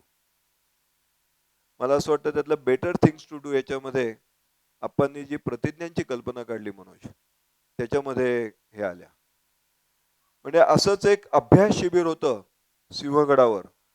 ते हिंदुत्व अभ्यास शिबिर त्यावेळेला 1973 साली योजलेलं होतं, 72-73 साली. आणि 3-4 दिवस सगळा अभ्यास झाला, हे झाला, वेगवेगळे हिंदुत्व आणि वेगवेगळी शिबिर असायची. म्हणजे आपल्याकडे वेगवेगळ्या विचारधारा शिकल्या पाहिजेत. कम्युनिझमचा अभ्यास शिबिर आपल्या इथं झालेले 5 दिवस. कम्युनिझमचा दास कॅपिटल पासून ते कम्युनिस्टांच्या सगळ्या पुढाऱ्यांपासून सगळ्यांची भाषणं होऊन what is communism, what is socialism, Gita रहस्याचा अभ्यास झालेला आहे, हिंदुत्वाचा अभ्यास झाला. म्हणजे वेगवेगळ्या विचारधारांचा अभ्यास आमच्याकडनं करून घेतला गेलेला होता. त्यातल्या हिंदुत्व अभ्यास शिबिराच्या शेवटच्या 2 दिवस म्हणजे आपणच्या मनात खूप आधीपासून असणार मग त्यांनी असं सांगितलं की नाही, आपण आता एवढं सगळं अभ्यास शिबिर केलंय, आता मुलांनी पुढे येऊन काहीतरी ठरवलं पाहिजे की मी आता माझ्या देशासाठी काहीतरी करीन, मी माझ्या देशासाठी काहीतरी अमुक करीन. आणि मग अशी अशी प्रतिज्ञा आहे. मग कोण प्रतिज्ञा घेईल? मग मगाशी सांगितलं तसं पहिली प्रतिज्ञा त्यावेळेला हा जन्म हा 1973 सालच्या हिंदुत्व शिबिरात पहिल्या प्रतिज्ञेचा जन्म झाला की बुवा अशा प्रकारची पहिली प्रतिज्ञा देऊन मी माझ्या देशासाठी माझ्या जीवात जीव असेपर्यंत मी काहीतरी करेन. इतकी साधी सिंपल आहे की म्हणजे मी तर त्याला अगदी देशभक्तीपर, देशाशी इमान राखणारी प्रतिज्ञा असं मी ज्याला म्हणतो, की जी खरं म्हणजे नैसर्गिकरित्याच प्रत्येक माणसाच्या जीवनाचा तो भाग पाहिजे, इतकी ती नैसर्गिक प्रतिज्ञा आहे ती. मग त्या प्रतिज्ञेची कल्पना ही त्यावेळेला झाली आणि मग पहिली प्रतिज्ञा घेण्याचं झालं. मग त्यातनं मग शब्द फॉर्म झाले. मग प्रतिज्ञा आपण तयार केली. मग ती त्यांनी सांगायची, लोकांनी म्हणायची. अशा प्रकारे पहिली प्रतिज्ञा झाली. मग दुसऱ्या प्रतिज्ञेच्या कल्पना ही त्याच्यानंतरच्या 1-2 वर्षांनी आली, की आपण हे सगळं करतो, देशाचं अमुक करतो वगैरे. मग ते प्रबोधिनीचं माध्यम पाहिजे ना. प्रबोधिनी त्यासाठी वाढवली पाहिजे ना. प्रबोधिनी कशासाठी आहे? मग दुसऱ्या प्रतिज्ञेत ती भर घातली, की बाबा प्रबोधिनीच्या माध्यमातनं मी या सगळ्या देशसेवेचा स्वीकार करीन वगैरे वगैरे अशा प्रकारची. मग तशा प्रकारचं आवाहन करण्यात आलं. म्हणजे हे सगळे मगाशी हा आपला आदित्यने सांगितलं ते बरोबर आहे, की हे पहिलेच प्रयोग होते सगळे. आप्पा काहीतरी मुळात ठरवून आलेले होते आणि मग त्यांनी इम्प्लिमेंटेशन प्लॅनचं इम्प्लिमेंटेशन करतात असं नाही झालेलं आहे. इतकं नॅचरल ह्याच्यात ते निघालेलं होतं आणि त्यांनाही ते आप्पा हे चिंतनशील व्यक्तिमत्व होतं. काय घडलं पाहिजे, कसं घडलं पाहिजे, काय व्हायला पाहिजे हे त्यांच्या डोक्यात असणार आणि मग माणसं घडवण्यासाठी, माणसं जोडून घेण्यासाठी काय केलं पाहिजे. मग त्यातनं दुसऱ्या कल्पनेची प्रतिज्ञा निघाली. मग ती चला कोण कोण घेते, तुम्ही कोणाकोणाला प्रबोधिनी हे माध्यम तयार आहे. आणि तुम्हाला सांगतो तो संस्कार आजही आमच्यावर आहे, की आपण द्वितीय प्रतिज्ञित आहोत आणि प्रबोधिनी. आणि आज माझं पहिलं, मी लोकांना नेहमी सांगतो, की मी आता अनेक संस्थांमध्ये जातो. म्हणजे मी पुणे गुजराती केळवणी मंडळावर आहे, रामदेवाबांच्या याच्यावर आहे, अजून 10 संस्थांवर आहे. पण त्या सगळ्यांना त्यांना पहिलं मी सांगतो, की माझं पहिलं लग्न ज्ञानप्रवंशी झालेलं आहे. म्हणजे तुम्ही जे काही आहात ते दुसरे, तिसरे, चौथे आहात. आणि हे सांगण्यात आज मला कुठलाही कमीपणा वाटत नाही. अनेक संस्थांवर मी आता आमचं ते गुजराती काल बंधू समाजाचा कार्यक्रम होता. काही 100 कोटी रुपयांचा तो ट्रस्ट आहे त्यांचा. त्याच्यावर मी ट्रस्टी आहे, प्रमुख ट्रस्टी आहे. पण त्यांना मी सांगतो, की माझी पहिली निष्ठा किंवा पहिलं लग्न हे प्रबोधिनीशी आहे आणि तेही मला प्रबोधिनीचे म्हणून ओळखतात. म्हणजे हा दुसऱ्या प्रतिज्ञेचा संस्कार आहे असं मला वाटतं, की जो आजपर्यंत टिकून आहे. मग तिसरी प्रतिज्ञा आणखीन पुढची आहे, की बाबा अमुक एक ठराविक काळ मी ज्ञानप्रबोधिनीला पूर्ण वेळ काम देईन. पूर्ण वेळ माझं जे काय तन-मन धनपूर्वक काम करीन. मग 5 वर्षासाठी घ्या, पुन्हा घ्या, एकदा घ्या, दोनदा घ्या. मला असं वाटतं, की प्रबोधिनीच्या आणखीन आतल्या सर्कलमध्ये ती येतात. आणि मग चतुर्थ प्रतिज्ञा तर अर्थातच फार मोठी आहे, की सर्वसंग परित्याग करून करीन आपले इथे गिरीशरावांनी या लोकांनी घेतलेली आहे. आणि खरं काम उभं राहणार आहे ना, मनोहरराव, तर ते ह्या अशा प्रकारच्या प्रतिज्ञित कार्यकर्त्यांच्या जोरावर उभं राहतं. एक खरं सांगायचं तर कुठलीच गोष्ट ही कॅज्युअल करून गोष्ट तयार होत नाही. कुठलीही गोष्ट ही त्याच्यात जर अगदी तुम्हाला खेळातली उत्तमता मिळवायची असेल, तरी you have to be dedicated to it. मी कॅज्युअली काहीतरी 2 पोल वॉल्टच्या उड्या मारीन आणि कॅज्युअली काहीतरी करीन, यातनं काही होत नाही. आता कालच्या त्या सगळ्या चांद्रयानातल्या आपण पाहतो, की हजारो शास्त्रज्ञांचे त्याच्यामध्ये गेली 4 वर्ष कष्ट हे जोडले. एक आज सकाळीच माझं मनोजराव एका ठिकाणी त्या चांद्रयानावर व्याख्यान झालं. त्यात मी सांगितलं काय काय तुम्ही पाहाल त्याच्यात. किती टीमवर्क टोकाचं असू शकतं, किती टोकाचं डिव्होशन असू शकतं. आणि त्यातली एक शेवटची गोष्ट तुम्हाला मी सांगतो. आता इथलं असंबद्ध वाटेल, पण या चांद्रयान-3 जिथं आता तयारी चालली होती, तिथं ते त्यांचं जे खेडं होतं, त्या ठिकाणी चांद्रयान-2 मध्ये जे लोक कामाला होते, ते आता नॅचरली रिटायर्ड झालेले होते. पण ते रिटायर्ड झालेले लोक आपल्या कुटुंबासहित तिथे राहिलेले होते आणि दे वर हेल्पिंग इन, की आमचं काय चुकलं आणि आता काय होतं. म्हणजे यांची सरकारी नोकरी संपली, जे रिटायर्ड झाले ते सुद्धा नाही, आपल्याला ते यशस्वी करायचे ते त्याच्यामध्ये होते. म्हणजेच याचा अर्थ, की मी त्याच्यात असेन अथवा नसेन, फिजिकली असेन अथवा नसेन, तरी सुद्धा माझं मन, माझं हृदय हे त्याच्यामध्ये आहे. अशा प्रकारे जर एखाद्या कार्याला जर कोणी लोकांनी जोडून घेतलं गेलं, तरच ते कार्य यशस्वी होऊ शकतं. मला असं वाटतं या प्रतिज्ञा ग्रहणाची ही जी काही प्रबोधिनीची संकल्पना आहे, याच्यातनं लोक हे तसेच जोडले जातात. वा. 2 विषय राहिले असं माझ्या मनात होतं आणि त्यातला एक विषय तुम्ही ओळखून बरोबर घेतलात. एकूण वैचारिक प्रवास आणि वैचारिक मांडणीसाठी मग अजून भरपूर येते ती आधी मी म्हटलं तसं म्हणजे रविवार बैठका तुमच्या आम्ही ऐकलेल्या किंवा नंतर तुम्ही घेतलेल्या आणि पुढाकारांनी चाललेल्या शनिवार रात्रीच्या बैठका किंवा अभ्यास शिबिरं हा विषय आत्ता तुम्ही घेतलात. मला असं वाटतं की एका शेवटच्या मुद्द्यावर आणि मग तुम्हाला मुक्तपणे आणखीन काय मांडायचं आहे ते आपण जरूर मी विषय म्हणून शेवटचा प्रस्तुत करतो. या सगळ्याबरोबर काम करायचं आहे ते रूपपालटूसाठी आणि कदाचित म्हणजे उदाहरण कदाचित चुकेल किंवा त्यातनं आपण शिकलोत की आत्ता आम्हाला संघटना बांधायची आहे आणि नंतर काहीतरी काम करायचं आहे असं आप्पांनी कधीच केलं नाही. आणि मग अशा आदित्यने ज्याचा उल्लेख केला इकडे काय मग आंध्रला वादळ झालंय उठा पहिलं हातातलं सोडं आणि प्रत्यक्ष ते काम करून या अशी तात्कालिक मदतीची कामं किंवा जाणीवपूर्वक मग समाज ऐक्य समितीचं काम जे तुमच्याच कामामध्ये काळामध्ये मीनाक्षीपुरमचं धर्मांतर आणि त्यातनं झालेलं आणि मग महाराष्ट्रभरात आम्ही विद्यार्थी म्हणून केलेलं आणि तुम्ही विचारपूर्वक ते सगळं रचना केलेलं तर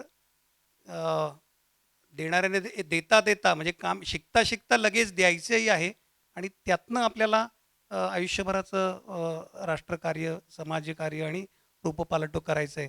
ह्याची सांगड तुम्ही आप्पांकडनं कशी अनुभवलीत पाहिलीत आणि त्यातल्याबद्दलचे काही अनुभव आणि तुम्हाला जे मांडायचं आहे समारोपाच्या तर याच्यात रूपपालटू देशाचे हे मला वाटतं प्रबोधिनीचं एका वाक्यात जर काही वर्णन करायचं असेल आणि कशासाठी प्रबोधिनीत यायचं आणि अप्पांच्या सगळे विचार हे याच्या भोवती गुंफलेले होते असं मला वाटतं.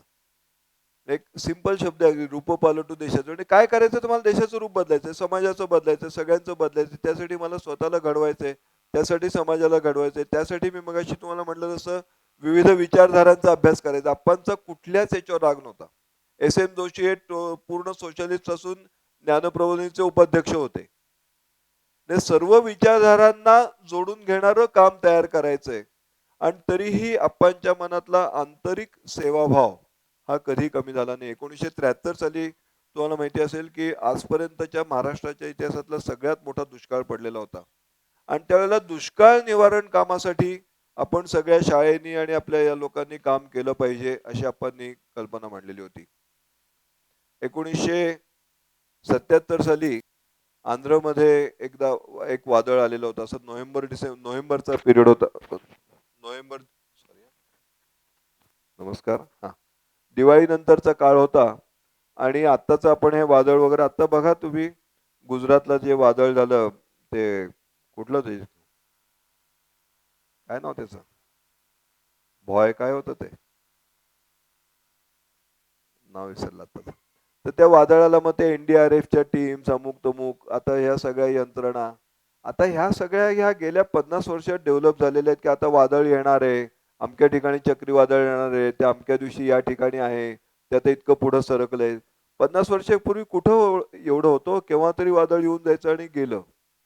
आंध्रमध्ये 77 साली जे वादळ आलेलं होतं त्यावेळेला सुनामी सारखं 10 किलोमीटर आतमध्ये पर्यंत समुद्र किनाऱ्यापासून पाणी आलेलं होतं आणि ऑफिशियली 50,000 लोक मेलेले होते पण अनऑफिशियल आकडा त्यातला 2 लाख लोक मेलेले आहेत त्याच्यामध्ये असा होता.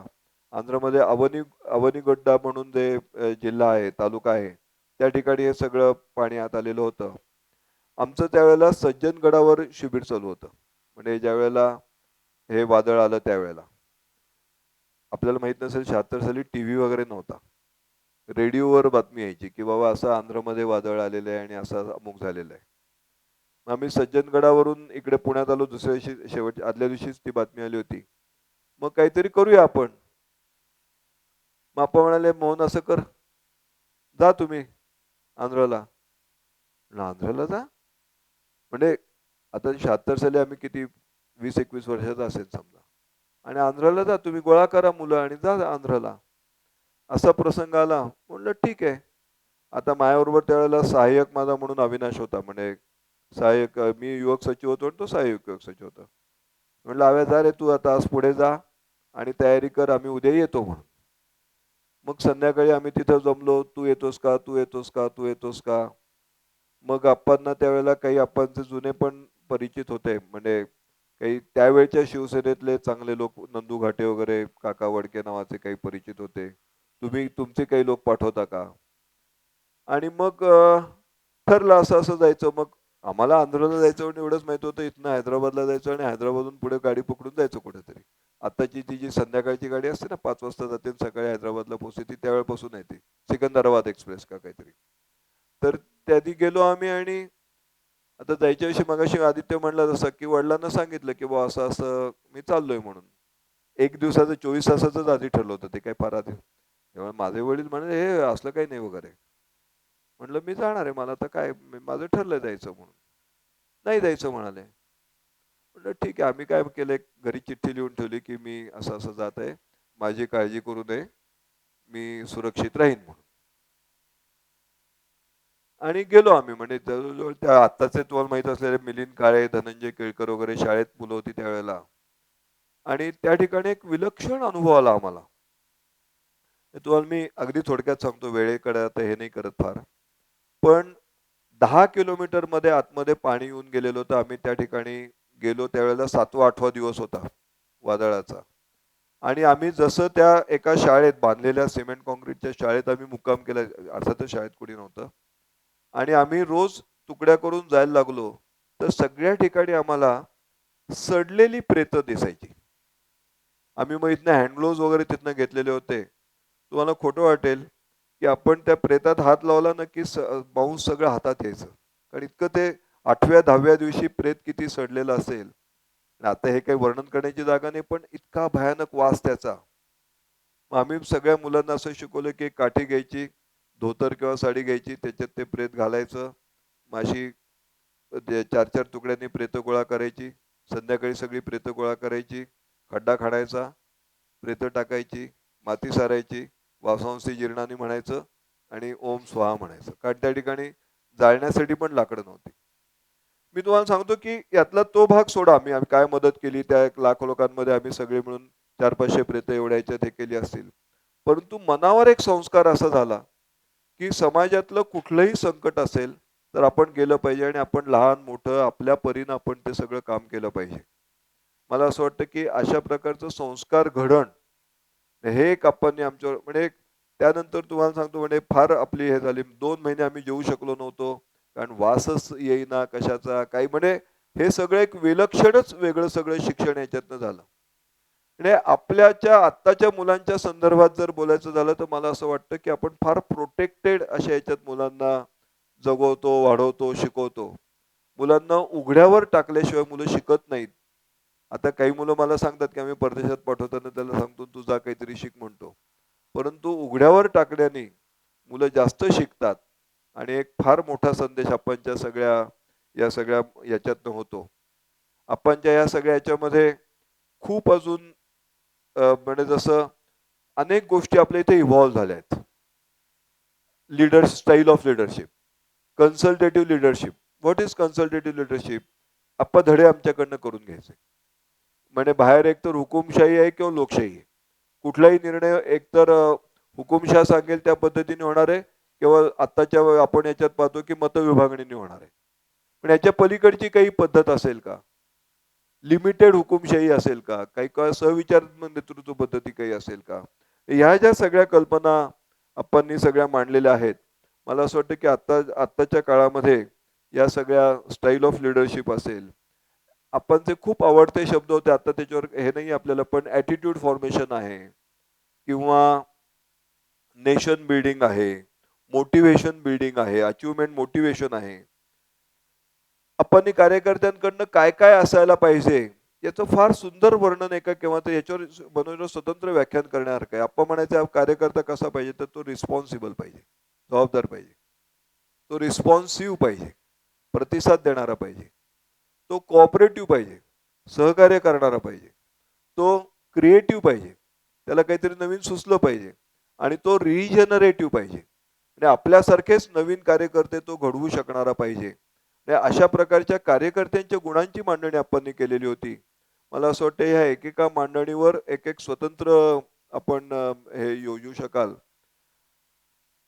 थोडक्यात जर सांगायचं झालं तर ही जी काही आप्पांनी दिलेली शिदोरी होती जीवनाची म्हणजे तसं म्हटलं तर 83 साली आप्पा गेले. आम्ही 69 सालापासून म्हणजे आम्हाला 14 वर्ष आप्पांचा सहवास मिळाला. खरं म्हणजे त्या अर्थानं आम्ही आयुष्यातले खरं नशीबवान लोक होतो की 14 वर्ष आप्पांचा नित्य सहवास मला लाभला. एकही दिवशी म्हणजे आम्ही परीक्षेला सुद्धा असलो तर आप्पा आम्हाला सांगायचे की आता महिनाभर परीक्षा आहे ना, आता उद्यापासून असं करायचं की 12 तास अभ्यास झाला तरच मला भेटायचं, नाहीतर मला भेटायचं नाही. हे आप्पांना भेटायचं नाही. मग आम्हाला काय करायला लागायचं, सकाळी 7ला अभ्यासाला सुरुवात करायची. मग ते पण आम्हाला शिकवलं होतं की 55 मिनिटं अभ्यास करायचा, 5 मिनिटं विश्रांती घ्यायची. 55 मिनिटं अभ्यास करायचा, 5 मिनिटं विश्रांती घ्यायची. असं केलं की 13 तास अभ्यास झाल्यानंतर 12 तासाचा अभ्यास व्हायचा. म्हणजे सकाळी 7ला अभ्यास सुरुवात केली की 8, 8:30ला 12 तास पूर्ण व्हायचे. मग रात्री 9ला आपणकडे जाऊन, म्हणजे आम्ही प्रबोधितच असायचो, पण आप्पांचं तोंड पाहायला परवानगी नव्हती. तर ते रात्री 9 नंतर मग आपणकडे जायचं आणि त्यांना भेटायचं ना, असा असा अभ्यास झाला. मी, गिरीशराव भाई वगैरे आम्ही सगळ्या त्यावेळेचा तो ग्रुप होता. असं वाटतं की छोटी गोष्ट सुद्धा अचीव करायची असेल तर त्यासाठी सर्वस्व झोकून द्यायचं, कशाचाही विचार न करता. आणि ही जी काही एक आप्पांनी शिदोरी दिली, एक शेवटचं फक्त सांगतो की हे सगळं करताना आपण काहीतरी वेगळं करतो, काहीतरी विशेष करतो, असं काही नव्हतं Manojrao. We just enjoyed our life. म्हणजे हे सगळं करताना बाबा आपल्याला काहीतरी वेगळं करतो आणि समाजापासून काय नाही, आपण वी एव्हरीथिंग वी एन्जॉयड. मुलांना गोष्टी जे जे आनंद वाटतात ते सगळे आनंद आम्ही उपभोगले. सगळ्या मस्त्या केल्या, दंगे केले, आंदोलनं केली केली काय म्हणायचं त्याला, कुठलाही खाण्याचे सगळे शौक सांभाळले, कुठले हिंडण्याचे शौक सांभाळले. खाण्याचे सुद्धा आमच्या शिबिरांमध्ये शेवटी असायचे, आज कोण जास्त खाऊन दाखवतो. मग ते काय म्हणायचं त्याला, 40 घरगे खाल्ले का 50 घरगे खाल्ले, म्हणजे हे गिरीशराव भाई यांची स्पर्धा चालायची. मी आपला त्यावेळेला तरी दुरून पाहायचो. किंवा पॅटीस खायला गेलो तर 12 पॅटीस खाल्ले का 15 पॅटीस खाल्ले असं असायचं. म्हणजे असं कुठलीच गोष्ट, कुठलं तरी काम करायचं म्हणजे काहीतरी भयंकर काय म्हणायचं तोंडावर काय एरंडेल प्याल्यासारखं तोंड करायचं असं नसून we just really enjoyed it. आणि ज्या वेळेला एखादी गोष्ट तुम्ही त्याच्यात रंगून जाऊन करता, रंगात रंगले सारे, असं ज्या वेळेला काम होतं त्यावेळेला मला असं वाटतं त्यावेळेला आयुष्याचा एक वेगळा आनंद मिळतो. आताही सगळे इतकी वर्ष झाल्यानंतरही आपण खूप आनंदात सगळं बालपण आपलं घालवलं. आणि अर्थातच आपल्या आनंदाबरोबर आपण समाजाचं आणि इतरांचंही पाहिलं आणि त्याचाही आनंद एक वेगळा असतो, असं मला सांगावं असं वाटतं. आपण सगळे अध्यापक म्हणून काम करतो आणि जबाबदारी म्हणून आपण शिक्षण प्रणाली, तत्त्वज्ञान, आता NEP आणि मग त्यातले सगळे शब्द जर आत्ताचे त्या ह्याच्यातले आठवत असाल तर आत्ता मोहनराव जे समारोपात बोलत होते, मग जॉयफुल एज्युकेशन, एक्सपिरियन्शियल लर्निंग, मला असं वाटतं की जी प्रक्रिया समाज आणि शिक्षणतज्ज्ञ आज शोधतायत, अजून कागदावर आहे आणि कशी इम्प्लिमेंट करायची याच्यावर मोठमोठ्या कमिट्या बसवत आहेत, ती सगळी प्रक्रिया ज्यांनी निर्माण केली आणि त्यातनं अनेक असे कार्यकर्ते घडवले, ते आप्पांचं स्मरण आपण त्यांनी ही प्रक्रिया कशी घडवली ते ऐकत ऐकत आपण आत्ता सगळ्यांनी केलं आहे. आणि त्या सगळ्या या प्रक्रिया निर्मितीतले कार्यकर्ते आणि आता त्यांच्याकडे आपण आप्पा कसे होते कोणाकडे पाहायचं तर ते जसे चालतात वागतात आणि खरोखरच याचा आपल्याला सगळ्यांना अभिमान आहे. त्यातला दुसरा भाग, नुसतंच त्यांचं कौतुक करणारे झाले तर आपण प्रबोधक नाही. त्यामुळे ही सगळी वर्णनातली जबाबदारी आता आपली आहे, मला असं वाटतं याची जाणीव आम्हा सगळ्यांना नक्की आहे. मला सांगायला आनंद होतो आहे की मोहनराव याच्यामध्ये समोर बसलेल्यांमध्ये प्रथम प्रतिज्ञित, द्वितीय प्रतिज्ञित अध्यापक आहेत. दरवर्षी ती संख्या वाढती आहे आणि नियमित बैठकांमधनं आपल्या जबाबदारीची एकमेकांना जाणीव करून देत आहेत. त्यामुळे असेही गट इथं उभे राहत आहेत आणि आजच्या आपल्या या संवादातून नक्की या सगळ्यांना प्रेरणा मिळाली असेल. असे पुढचे हात यातले सगळेच जण नक्की तयार करतील असा आपल्या सगळ्यांच्या वतीनं विश्वास देतो. आज मोहनरावांनी आपल्यासाठी वेळ दिला, असा नियमित द्यावा. मी आनंद व्यक्त केला तर ते संपल्यावर मला इथंच धपाटा देतील, त्यामुळे पुन्हा पुन्हा असा वेळ द्यावा अशी विनंती व्यक्त करतो. मगाची आठवण एकदा असाच संवाद नलुताईंनीही आम्हाला इथं देण्याचा योग आपण लवकरच घडवून येऊ असं या निमित्ताने आपल्या सगळ्यांच्या वतीनं मी व्यक्त करतो आणि खूप खूप आनंद व्यक्त करतो आणि थांबतो. धन्यवाद.